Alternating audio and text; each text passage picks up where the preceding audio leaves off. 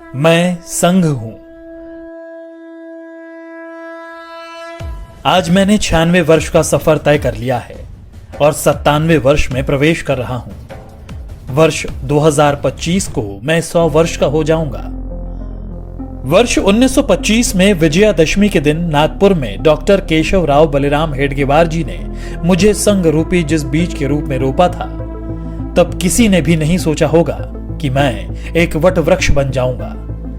आज इस वट वृक्ष की कई शाखाएं राष्ट्र निर्माण कार्य में लगी हुई हैं। संघ के प्रथम सरसंघ चालक हेडगेवार जी ने अपने घर पर 17 लोगों के साथ गोष्ठी में मेरे गठन की योजना बनाई थी। इस बैठक में हेडगेवार जी के साथ विश्वनाथ केलकर, भावजी कावरे, अण्णा साहने, बालाजी हुद्दार, बापूराव भेदिया आदि लोग मौजूद थे।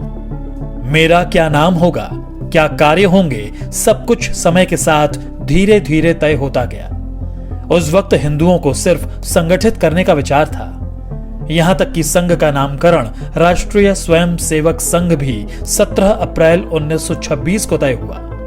इसी दिन हेडगेवार जी को सर्वसम्मति से संघ प्रमुख चुना गया, लेकिन सरसंघ चालक वे नवंबर 1929 में बनाए गए। मेरे नाम के अस्तित्व में आने से पहले 3 नामों पर विचार मंथन हुआ, जो थे राष्ट्रीय स्वयं सेवक संघ, जरीपटका मंडल और भारतोद्वारक मंडल,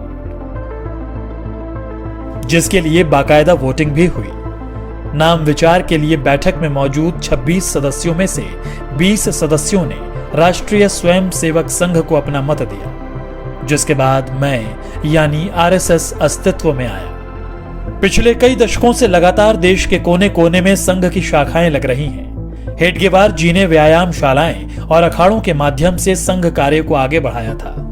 स्वस्थ और अनुशासित स्वयं सेवक होना उनकी कल्पना में था। 96 वर्ष के सफर में आज मेरे 80 से ज्यादा समविचारी और अनुषांगिक संगठन हैं। दुनिया के करीब 40 देशों में मैं सक्रिय हूं। पर मेरा यह सफर इतना भी आसान नहीं था।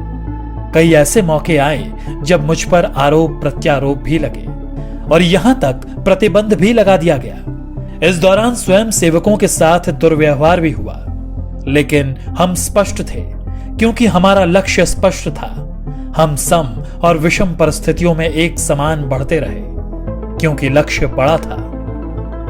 संघ के विरुद्ध दुष्प्रचार के बावजूद समाज का एक बहुत बड़ा वर्ग ऐसा भी था जो संघ के समर्पण को देख रहा था और समझ भी रहा था। यही कारण था कि जिस परिवार को संघ के स्वयं सेवकों की मदद किसी न किसी रूप में मिली, वह सदैव के लिए संघ का हो गया। मैं तो अपने कार्य पथ पर अपने स्थापना के साथ ही निरंतर चलता रहा। आजादी मिली, लेकिन विभाजन की विभीषिका के रूप में दर्द भी मिला। रास्ते कठिन थे, मगर मैं रुका नहीं। अपने राष्ट्र और सनातन सुरक्षा के लिए मैंने तब भी 3000 कैंप्स लगाए और अपने बंधु भगिनियों के साथ चला।